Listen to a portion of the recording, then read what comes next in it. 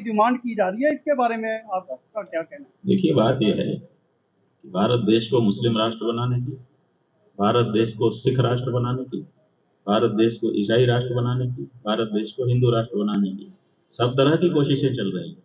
सवाल ये है कि जो लोग ये कोशिश कर रहे हैं, चाहे कोई भी कर रहा हो, हम तो सबको आदर देते हैं।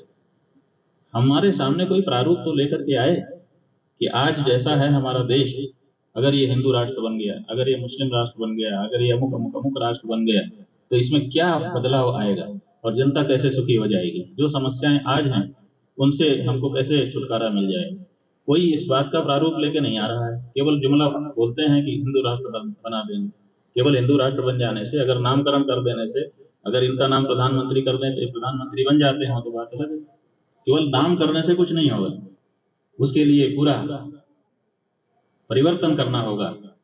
रहन सहन, तौर तरीका, विचार, दर्शन, सब कुछ पलटना होगा। ऐसा पलटने के लिए कोई तैयार नहीं। आपके चैनलों के माध्यम से हमने अनेक लोगों के वक्तव्य सुने जो कह रहे हैं कि हिंदू राष्ट्र बनना है, लेकिन प्रारूप किसी ने अभी तक सामने नहीं रखा है। और जब तक कोई प्रारूप नहीं आता है तब तक केवल जुमले पर कोई भी गंभीर व्यक्ति कुछ विचार नहीं कर सकता है। हमारा आपके माध्यम से अनुरोध है ऐसे लोगों से जो हिंदू राष्ट्र बनाने की बात करते हैं कि वो जनता के सामने अपना प्रारूप रखें। हम जरा विचार तो करें कि क्या गुण है, क्या दोष है। अगर अच्छी चीज होगी तो कोई भी अपनाएगा, हम भी अपना लेंगे। और केवल अगर नामकरण किया जाना है कि साहब गंगा, हम खुद भुक्तभोगी हैं। हमने एक आंदोलन चलाया 2008 ईस्वी में कि गंगा को राष्ट्र नदी घोषित किया जाए। बात क्या थी कि हमने एक जग गटर का पानी निकाला और राष्ट्र के ध्वज पर डालने के लिए जा रहे तिरंगे पर। तो हमको वहां पर जो पुलिस वाले खड़े थे उन्होंने कहा महाराज मत करिए, नहीं तो आपको हमको अरेस्ट करना पड़ेगा। हमने कहा क्यों? उन्होंने कहा कि राष्ट्र ध्वज का अपमान नहीं किया जा सकता और ये गटर का पानी अगर इसके ऊपर आप डालेंगे तो ये अपराध होगा। ठीक है, तो हमने सोचा कि ये अच्छा है, हम गंगा को राष्ट्र नदी घोषित कराने के लिए आंदोलन करते हैं। तो हमने एक बहुत बड़ा आंदोलन किया। ये जो डायलॉग आया था ना कि मुझे गंगा ने बुलाया है, ये हमारे आंदोलन के वातावरण में बोला गया डायलॉग था, इसीलिए गूंज गया पूरे देश में, क्योंकि उसके पहले गंगा जी का आंदोलन बड़ा हम खड़ा कर चुके थे। तो हमने गंगा को राष्ट्र नदी घोषित करवा लिया 4 नवंबर 2008 ईस्वी को। आपको भी पता है, आपने सबने छापा। हम लोगों ने खुशियां मनाई कि अब गंगा राष्ट्र नदी घोषित हो गई, अब गंगा में गटर का पानी नहीं जाएगा। लेकिन उस दिन जितना जाता था उसका कई गुना ज्यादा आज गंगा में गटर का पानी जा रहा है, कोई रोक नहीं। तो गंगा को राष्ट्र नदी हो जाने से क्या फायदा होगा? ऐसे इस देश को हिंदू राष्ट्र कह दें, क्या फायदा हो जाएगा? जब तक उसका प्रोटोकॉल नहीं बदलता है तब तक केवल नामकरण कर देने से कोई फायदा होने वाला नहीं। आपकी यात्रा कितने दिवसीय है और तो केंद्र स्थापित कर रहे हैं आप? जी हो गया, अब आज आपसे बात हो रही है, अब शुरुआत हो गई हमारे काम की आपके अम्बाला में। अब फिर बार बार मिलेंगे हम आपसे, कुछ ना कुछ कॉमन मिनिमम प्रोग्राम बना लेंगे और आपसे हमारी आपसे बात होने लगेगी और कुछ ना कुछ काम होने लगेगा। हम तो आते रहेंगे। बहुत अच्छी बात है जी। जो वो एक पदाधिकारी है, उन्होंने वक्तव्य दिया था कि उत्तर पूर्व में हमारे जो स्वयं सेवक हैं वो गौ मांस खाते हैं, हम किसी के खाने पीने पे रोक नहीं लगाते। तो वो हिंदू संगठन होता तो गाय को खाने वाले को अपने संगठन में सम्मिलित नहीं कर सकता था, क्योंकि गाय को पूजने वाला और गाय को खाने वाला एक साथ नहीं बैठ सकता। लेकिन उनके यहाँ बैठता है और उन्होंने ये कहा भी है कि हम हिंदू संगठन नहीं है। तो इस बात को स्पष्ट समझना चाहिए। ये आपके मन में धारणा बनी हुई है कि वो हिंदू संगठन है। महाराज ये तो फिर आपके भारत देश को हिंदू राष्ट्र बनाने की हम भी दिगंबर होकर घूमेंगे समाज में, तो ये कहाँ तक उचित है? तो जहाँ जैसा वातावरण हो वैसा करना चाहिए। हम स्वयं असल में दिगंबर हैं। जो भी सन्यासी होता है वो दिगंबर ही होता है। जब हमारा सन्यास होता है तो सन्यास लेकर के घोषणा होते ही हम उत्तर दिशा की ओर चल पड़ते हैं दिगंबर होके। एक लंगोटी भी नहीं होती हमारे शरीर। और फिर जब 8-10 कदम हम उत्तर दिशा में जाते हैं तो हमारे गुरु पूछते हैं किधर जा रहा है? महाराज हम हिमालय जा रहे हैं तपस्या करें।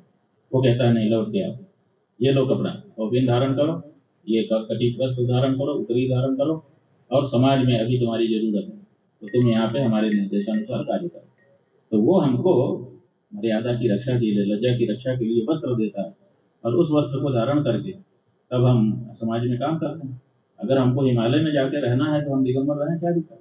लेकिन अगर हमको समाज में रहना है, आपके अम्बाला सिटी में हमको काम करना है, तो हमको तो लज्जा का रक्षण करते हुए अपना भी संकोच बचाते हुए और दूसरों का संकोच बताते हुए काम करना पड़ेगा। यहाँ तो केंद्र इसलिए स्थापित किसी करें। भी शहर में अगर कोई ऐसे घूम रहा है, अपने वातावरण में कुछ भी करो, लेकिन विपरीत वातावरण में तो मर्यादा की रक्षा करते हुए चलना चाहिए, ऐसा हमारा। हमारी ये जो यात्रा है पहले 11 दिन की थी, अब 11 दिन की कुल 22 दिनों की यात्रा हमारी हुई। आपके हरियाणा के सभी राजस्व जिलों में हम गए, और अब इसका समापन आज चंडीगढ़ पहुंच करके हो जाएगा। हमने आपको बताया कि इस यात्रा का उद्देश्य दो है। एक, अपने क्षेत्राधिकार का भ्रमण करके अपनी सनातनी जनता की समस्याओं को, धार्मिक समस्याओं को जानना समझना, और दूसरे, हरियाणा में क्योंकि हरि का नाम जुड़ा है और जिले भी लगभग 24 हो रहे हैं, तो 24 अवतार भगवान श्री हरि के प्रसिद्ध हैं। तो हमारी इच्छा है कि हरियाणा को हरिमय बनाया जाए, क्योंकि जहाँ भगवान रहते हैं, भगवान का पूजन अर्चन होता है, वहाँ पे सुख समृद्धि होती है। तो हरियाणा को सुखी, समृद्ध और उत्तम स्थान प्रदान करने के लिए हमारे मन में आध्यात्मिक योजना आई है, और उस योजना को क्रियान्वित करना भी इस यात्रा का उद्देश्य है। महाराज श्री, पीछे गुजरात के एक हिंदू नेता ने बयान दिया है कि अगर दिगंबर साधु कोई गुजरात में आएगा तो उसका सर धड़ से अलग कर देंगे। इसके बारे में आपका क्या कहना है?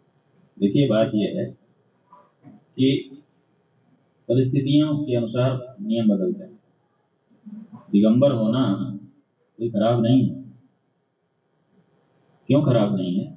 क्योंकि आप लोगों को इस बात का अनुमान हो सकता है, अगर ध्यान से सोचेंगे, कि कोई व्यक्ति उस मानसिकता में पहुंच जाता है जहां उसको अपने अगल बगल की चीजों का ध्यान नहीं रहता।